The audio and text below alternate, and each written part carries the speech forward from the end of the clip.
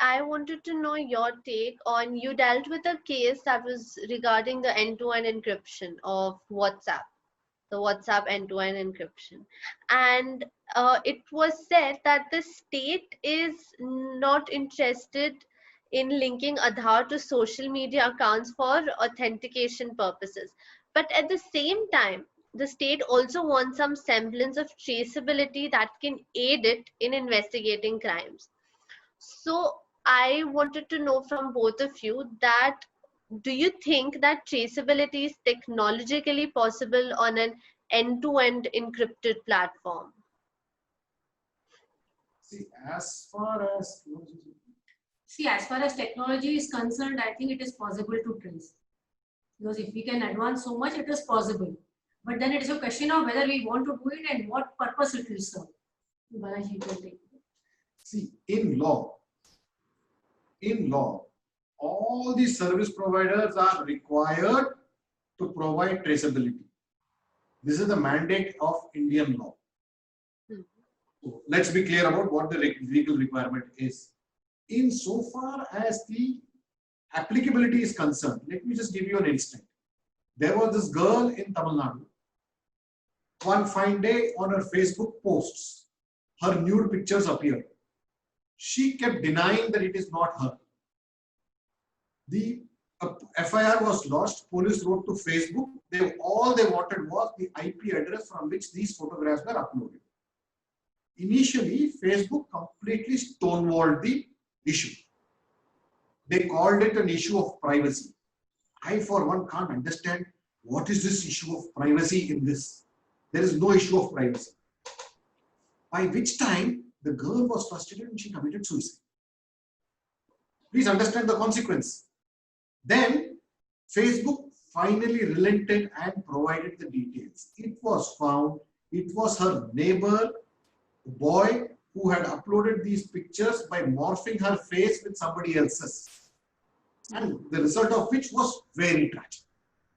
Now, can we go and tell their parents that traceability is not permissible? So therefore, we will not prosecute the person who caused your child's death. Is it permissible? Is it legally, morally binding on any of us? It just doesn't work that way. One more instance I will tell you about WhatsApp. There was a lady who was carrying her infant child in a railway station. A news got circulated that she's with her photograph, that she's a child lifter. So she was beaten black and blue. And later on it was found that she was a biological mother of the child she was carrying. So obviously that was a fake news.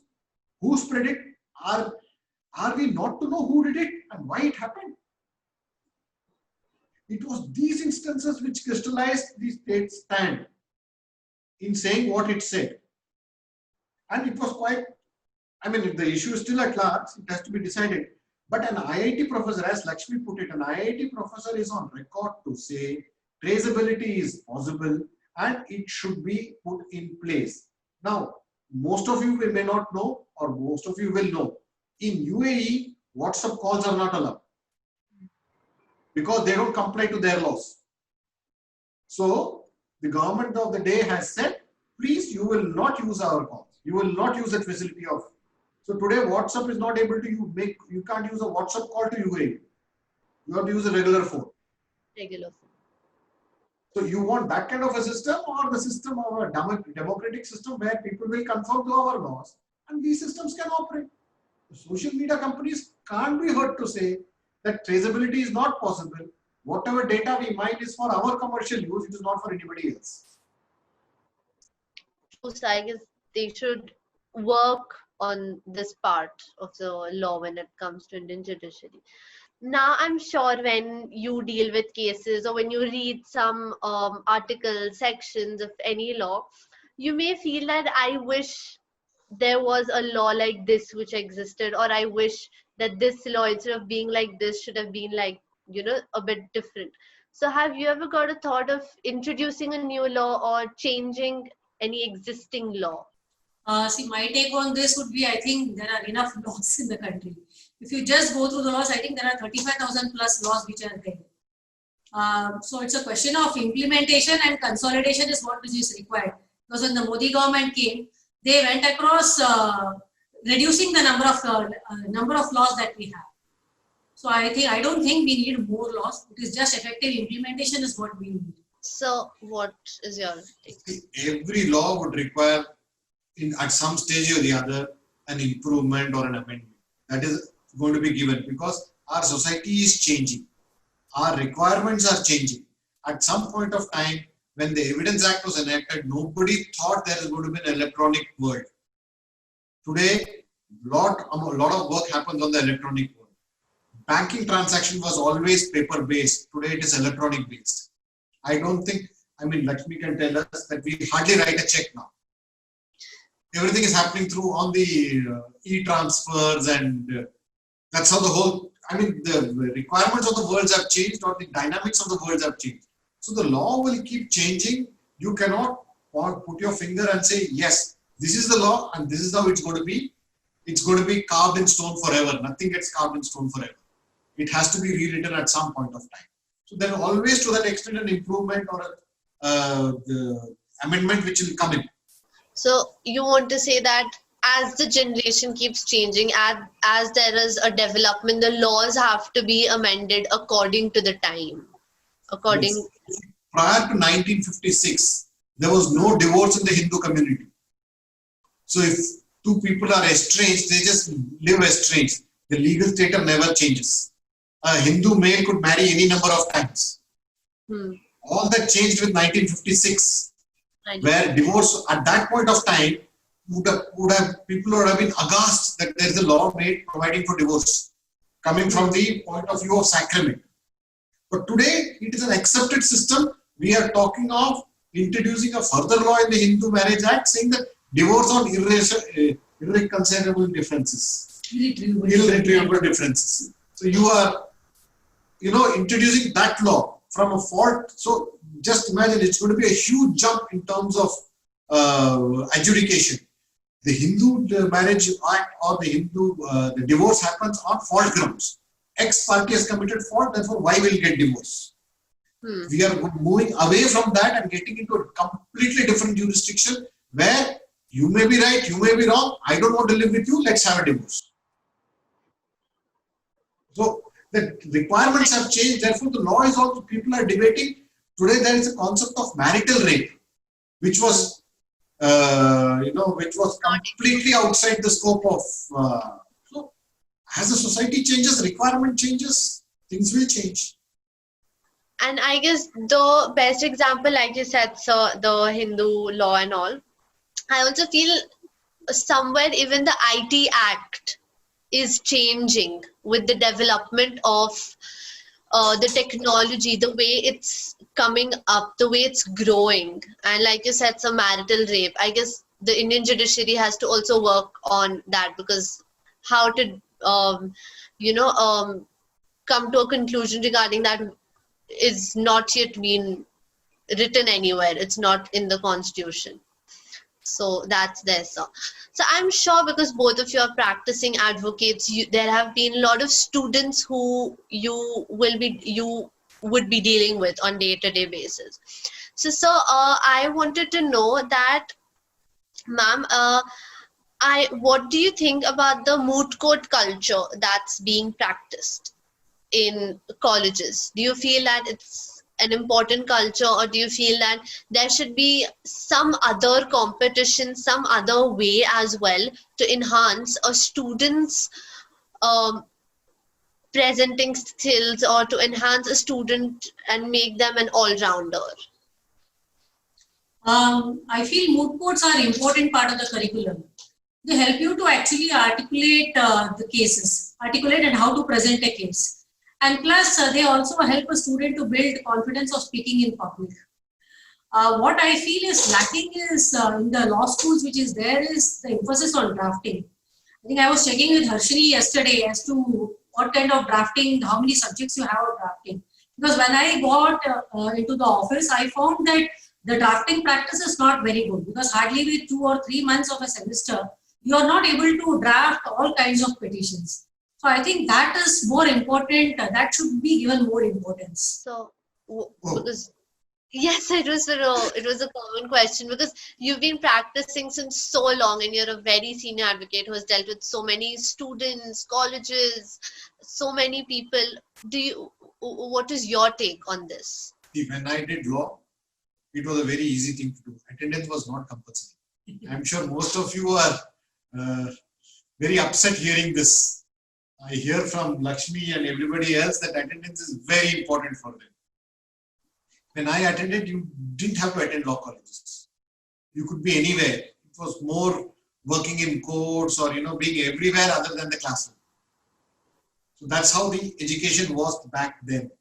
Now I think it has changed to a much formalized, more. Today the nature of the debate is, as Lakshmi put it, that we need to know more about drafting. When I got into law, when I got into court, I didn't even know what a draft was. I didn't even know what to write in a petition. I didn't know what a cause title was. Because back then there was no concept of drafting. All you had to do was pass your exam and get into court, and somebody will teach you as you go along. So the very nature of debate today is that we need to do more drafting. And the students who come to intern with me, they are as good as or better than me in terms of understanding the law, in terms of dissecting a legal provision. They are far ahead, if not equal to. So that's the standard I find these days. That's solely because today there is a lot of focus.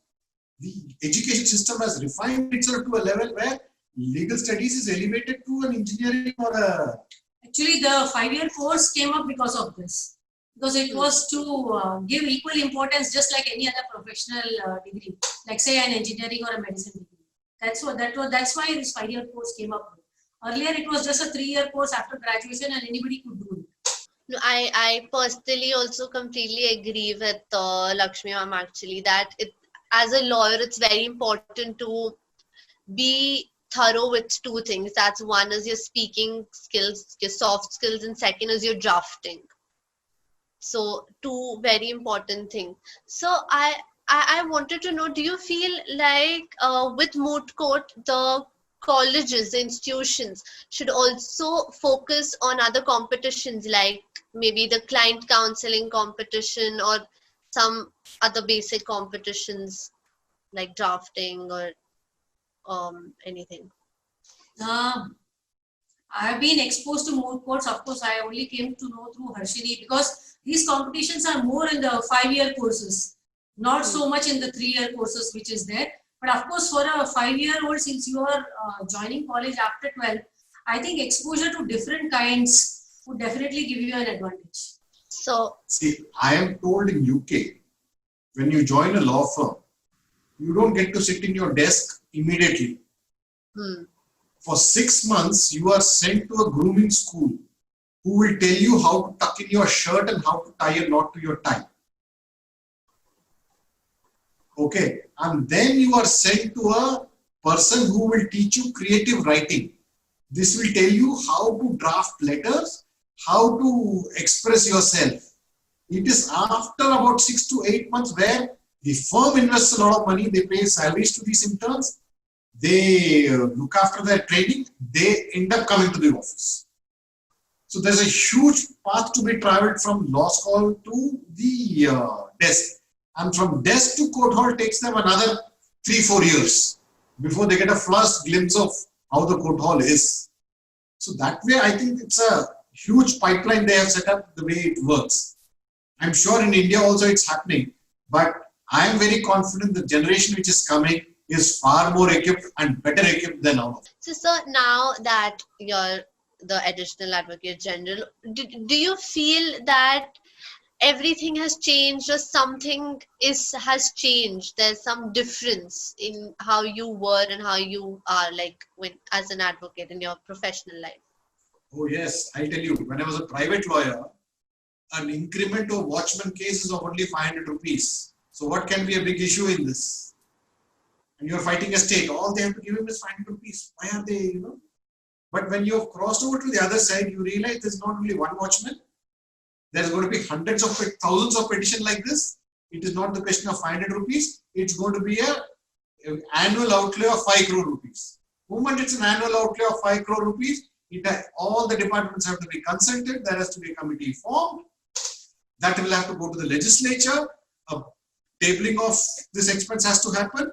And then for it to get operationalized, it's a very complicated process. What was a simple case to me is actually a very complicated case on the other side. Then I realized that there is a method to this madness. So there is a system which is working somewhere or the other, and there is it's mad, but it works. So that's how the whole thing is. So after I became a law officer, I realized that there is a lot of advising you do. There is various courts you go to and appear. Your entire perspective of a case is very different from what the petitioner is saying. It's very, very different. It's like chalk and cheese. True, sir. Sir, now, like I said, like we were talking about institutions and colleges. Now, because the era has changed so much, it has developed so much, I'm sure even you, when you're retrospecting, you'd have seen that the competition among students has increased a lot. And as soon as the competition increases, the stress level among the students also increases. And they get a lot of pressure. They are pressurized by external forces like their parents or expectations, and then internal forces of what they are expecting from themselves psychologically. So that when they feel that they are not able to fulfill external, internal forces, the expectations, they try doing something that is not right. So if you could suggest something to the young audience who are watching this, what can they do to prevent such thoughts, such unwelcoming thoughts in their mind? See, I would like to say that whatever era you are in, because if you just see across from centuries, you have to believe in yourself. If you are good at a job, you are always recognized. Okay, there's a place for everyone in the world. So as students, I think you need to emphasize first, you need to find out what is your liking and what is your strength. If you match these two, there is nobody who can stop success in whichever field you choose. See, basically these kind of pressures are coming when there is a difference, when you don't know what is your interest. Then you're just groping around, and then you don't know what is your liking, and then you don't know what is your strength. So once you identify these two, you will succeed in whatever you choose. So what would you suggest? Mental stress is something which all of us deal with. And all of us have our own system of dealing with. Now, as a student, one has to, I understand that there is this peer pressure to perform better or look cool or to do things which are different and noticed, because at that point of time, it is all trying to get noticed, either by the law firm where you are interning or the classroom you are attending. It's basic. That's the way. So all we need to understand is there is no instant gratification which is going to happen. It's going to be a lot of hard work. It's going to be a lot of thought process, deliberate actions which will get you where it will get you. It's not going to be that you stay in one place and you're going to get to the next place on your own. Those days are gone. Here you will have to plan and start working. Believe in yourself, and as Lakshmi said, believe in yourself and start working towards your plan, irrespective of what happens around you. And success will come to you. See, I recommend one book which everybody should read. At least I read it when I was a big failure. I'll share the title with you. It's a very favorite book, which tells you how people in difficult circumstances have dealt with themselves, have motivated themselves. Motivation is not going to come from outside. It has to be from inside. It has to be self-motivation. And that's the way forward. One more thing is, don't believe what comes everything on the social media. I think the younger generation is just believing, be it right from the pictures to what is posted. I think the reality is very different than what it is. I guess social media does exaggerate stuff. It is very, very exaggerated.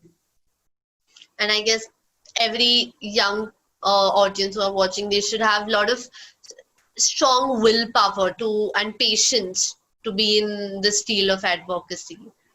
Um, so, sir, now we'll just have a small rapid fire game, which will just bring up the light of the interview. So my first question is that in the year 2019, in a Advocate Fali Nariman sir, while he was giving an interview with Bar and Bench, said that if you don't address them as your lordships, you will not be elevated. This sort of inflated ego exists. So, do you think it's true? I think yes, it does. And it was really difficult for me because I come from a culture of multinationals where even bosses are addressed by their first names. So, see, our system is a system which we have inherited as the Westminster system. So it was a very feudal setup when it was set up. So English has gone beyond and they have moved ahead and they have become a little more informal in what they do. But in our system, the legacy continued, the tradition continued, and that's how the whole thing is carrying on. But I see a lot of difference in this pandemic. Now, pandemic walls are breaking down, so we have got rid of our gowns to start with. We have got rid of our coats to start with, which have no place in our climatic conditions. At least half of India never faces winter, but we are required to wear a coat and a gown. So, see, these small changes are happening. There are a new crop of judges who are saying that please don't address us as your lordships or my lord. Please don't do that. The system is falling in place. There are lawyers who who are refraining from using this term, and it is percolating. It's a movement. The time has come. It will complete itself. The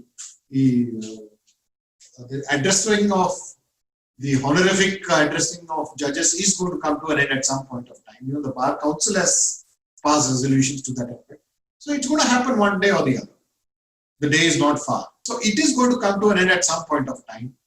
Now, what I have noticed in the last 3 months, the proceedings have become extremely informal. We are sitting and arguing. That's a huge, it's a very, very huge thing in terms of advocacy. So walls are breaking down. Pandemic has its own good things also that's happening now. And in a lot of courts, I've seen that advocates represent their client as I. Like when they go in the court, they say I. So I don't think that your lordship currently exists anywhere in the current scenario. So if in an interview again, Advocate Sanjay Hegde sir had given a statement that if lawyer does not stand up for an unpopular case, he isn't doing his job. Is it true? Yes, I think your duty as a lawyer is to take up the side of whichever side you are doing, whether it is good, bad, is for, unless you see the papers and analyze the facts, it's for the judge to decide. So just because it is unpopular does not mean that you will not do your job. I think the best example is Mr. Ram Jethmalal. If you see, he has appeared for all the unpopular litigants, you can see, and has won many of their cases. True. What about you, sir? See, Article 21 guarantees right to represent. You need guarantees a right to fair trial to everybody. It also means that you will be represented by a lawyer of your choice. So, X person feels that Y is going to be my lawyer and he should represent me. I don't think that anybody else has any right to get into it and to say that I will not allow this to happen. This has been happening. This is a disturbing trend which is happening, which results in the lawyer saying no to the litigation, which is a very sad thing which should not be happening. In that sense, Sanjay is absolutely right when he says that if you are going to say no to a case because of the risk of being unpopular, then you are not the lawyer at all. You should hang your oath and go home. He is absolutely right. We ourselves have done some unpopular cases. We have also represented people who've been accused of raping minor children, and ultimately we have won the case. It's a simple case of being framed. This takes me back to the question which was asked to me on this tree strike law. I came across a legal aid case where a boy was convicted for having raped a minor girl. He was serving a sentence. He comes out on parole to some days to live with his parents. There's a child who's found dead, raped and dead. Police simply frame him. A rapist has come to the locality. He is on parole. He's done this. Now we have this instance. He must be the guy who has done it. Crime was done and dusted. There's nothing further to be done. They did not do a scientific analysis. They did not do the basics of investigation. And this chap was acquitted. He was acquitted in both the cases. The killer is writ large now. Please understand the consequence of what has happened. If this man has not done it, somebody else has done it. True. So, if at the risk of being unpopular, we had refused to take up this case, then this man will be languishing in jail, for all you know, hanged. I also feel, sir, that this framing thing does happen, and like I said, that the case I was having a discussion with, even that was a very simple case that's being framed on the 84-year-old man, Yes, which I feel very sorry about personally, and no advocate unfortunately is taking up the case. I don't know why, but this is something again the that's public happening. pressure which is playing out. Sorry? It's the public pressure which is playing out.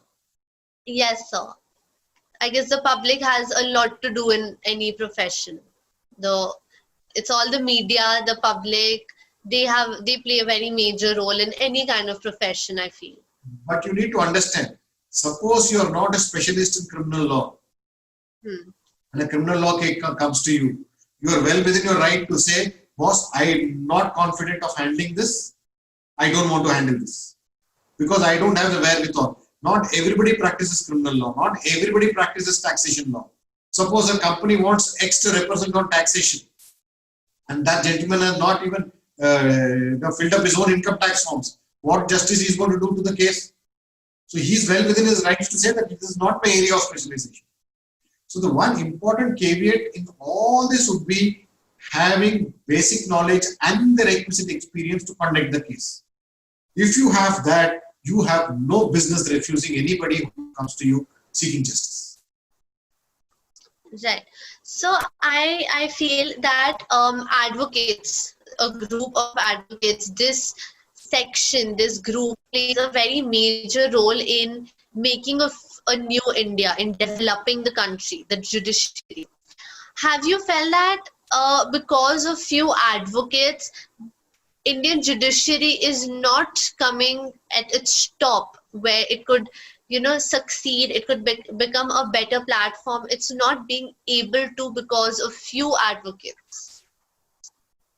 So are you by any chance referring to the alleged cartel which exists in various courts, which prevent from the adjudication of cases or which interferes in the administration of justice? Is that where the question is going, or? Yes, so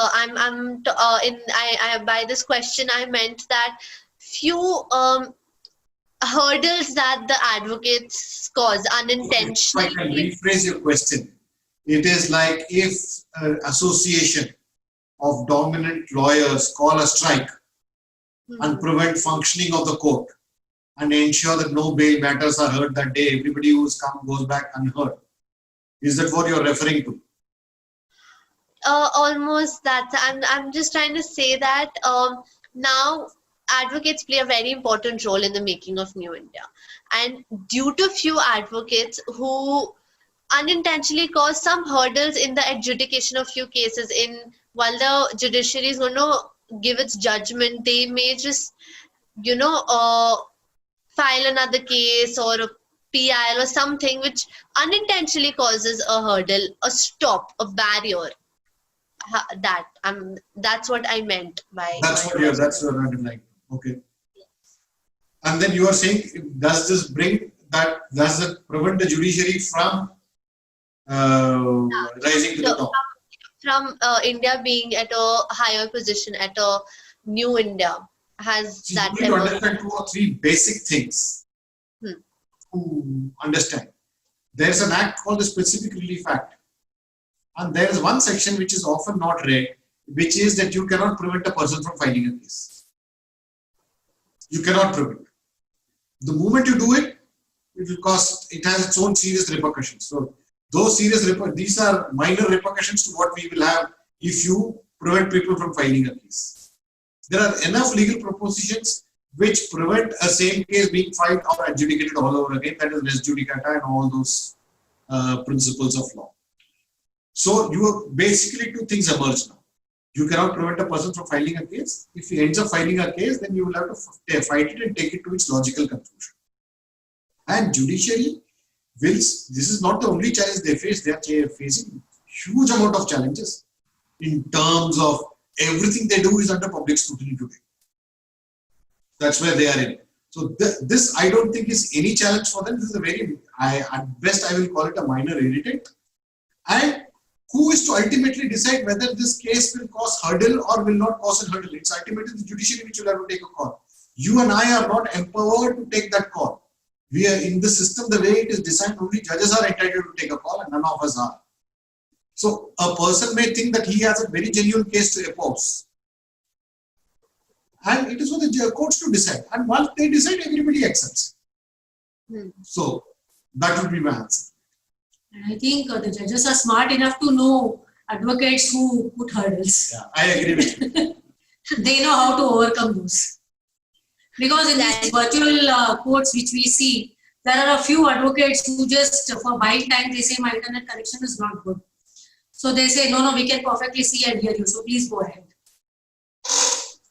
True, ma'am. Now that's what's happening with the virtual court and all.